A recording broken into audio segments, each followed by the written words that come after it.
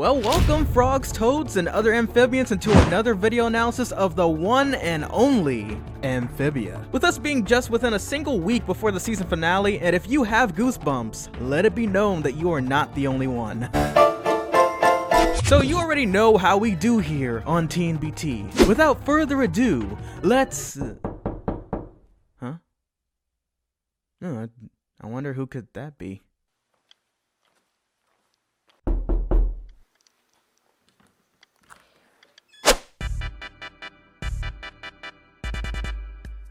Well, if it isn't today's sponsor, Loot Crate. You feeling down in the dumps and interested in fan gear, figurines, and much more? Well, come on over to Loot Crate and use code TNBT for you to receive an exclusive 15% off. Or just simply follow the link provided in the description box below. You can customize exactly all of your different interests to Loot Crate, and Loot Crate will send you a variety of many different anime, TV, and all sorts of things that come into that category. Just check out this Shaun of the Dead, what is this? So what in the world is stopping you from such an incredible deal? I mean, they were even kind enough to include a shot glass. They gave a nice little glass container for storing water. Anyways, go right now and get 15% off using my special code TNBT. That is 15% off when you use the code TNBT. This advertisement is not responsible for any accidents, overspending, and or forgetfulness for not using the code TNBT for 15% off your order. Limited discount code is a must purchase while this awesome deal still exists.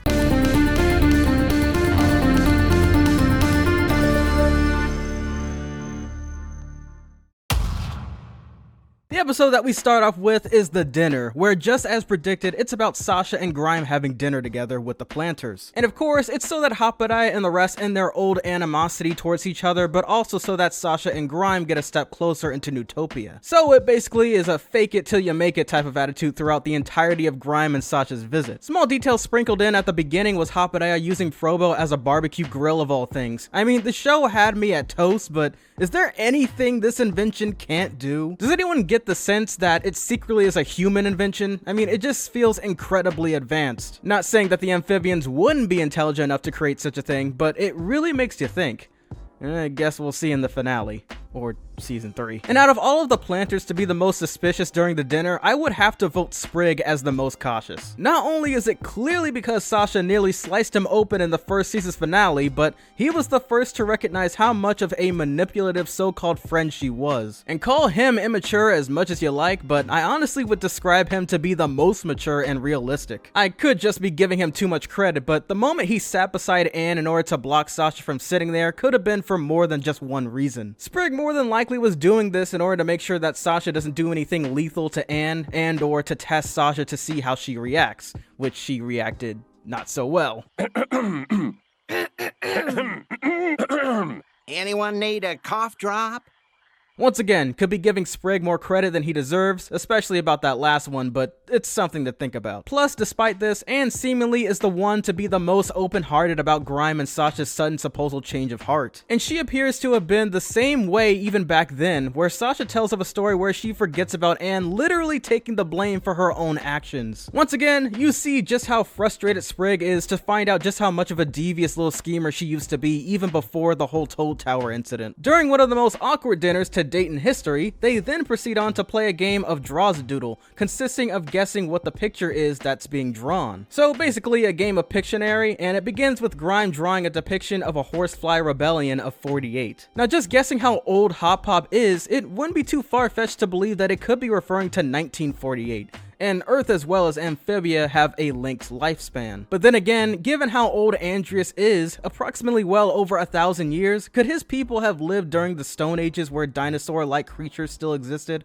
Let alone several wars. After this, Grime is impressed with how well Amphibia knows of the history of Amphibia and how observant he is, you know, for a frog. Uh-oh, here comes the racism. Toads and frogs, swamps and bogs. You're both talking amphibians, but this is still an issue. And if you think that's bad, it gets even worse when it's Sasha's turn, who clearly bullies Sprig after proving him wrong on what Amphibia's sketch was, where she draws a simple tree. And this is what the entire planter family does when they witness it. Oh, it's Toad Tower exploding! When we blew it up, it toppled the Toad Army! Come on, you guys were there! No, I think Polly's right. That top bit's where Anne chose us. You know, over her friendship with Sasha. Oh, there she is letting go of Anne's hand and plummeting to her possible death. Okay, Sprig wasn't even trying to pull any punches. He just wanted to bring it up to toss fire on the situation.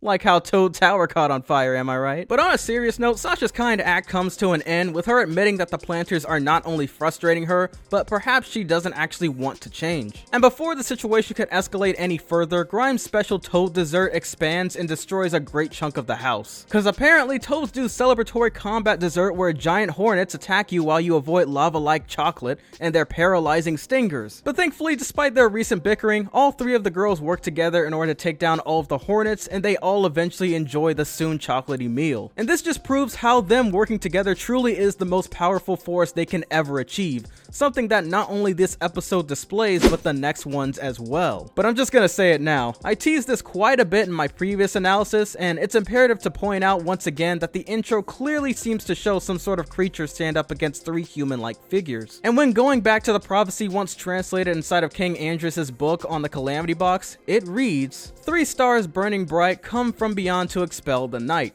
Whether they fight or embrace the fall, their choice shall determine all." Now, admittedly, I didn't think once for a second that the knight was referring to the creature we witnessed within the episode The First Temple. However, according to Wikia sources, they claim that the knight is that very creature, and in spite of the differing features this being has versus what we see here in the prophecy engraved, it may be due to the fact that it's actually a machine-like creature and can transform its appearance. Man, we are jumping into the rabbit hole, aren't we? How far deep does it go? I mean, I could be wrong about half of this, but it's a theory. A film theory.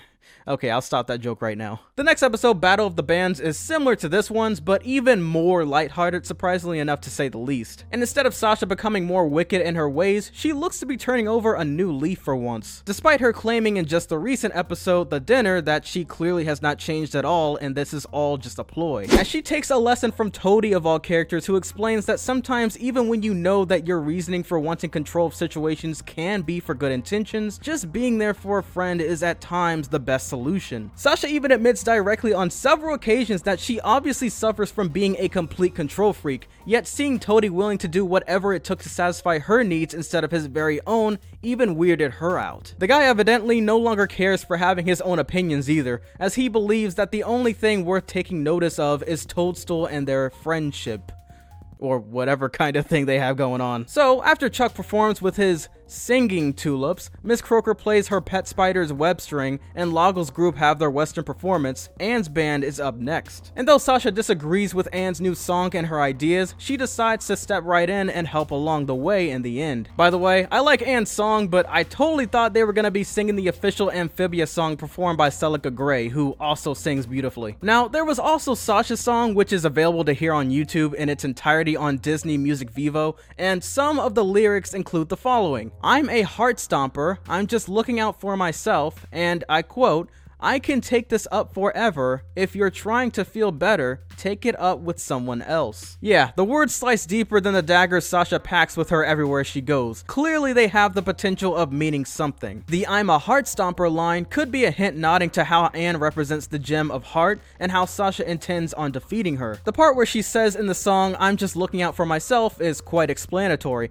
as up until this point she clearly is only looking out for herself. While the last piece that says, "I can take this up forever, if you're trying to feel better, take it out with someone else," could be translating to just how cruel she can be and doesn't intend on changing her ways. And after knowing all of that, the final episode for the season, True Colors, mentions how someone has other plans.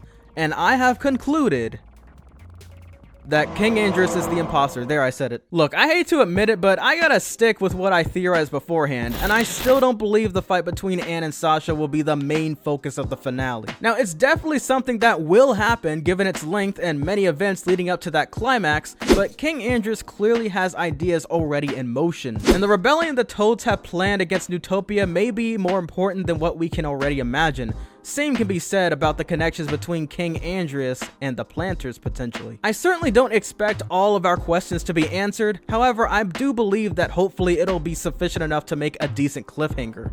Like how Sasha was hanging from that cliff, am I right? Crap, I'm beginning to sound like Sprig. Well, with all that being said, thank you all for watching another Amphibia analysis. Don't forget about the Loot Crate deal with the discount code TNBT. This has been The Next Big Thing, and I await the Season 2 finale. See you all until then. Peace!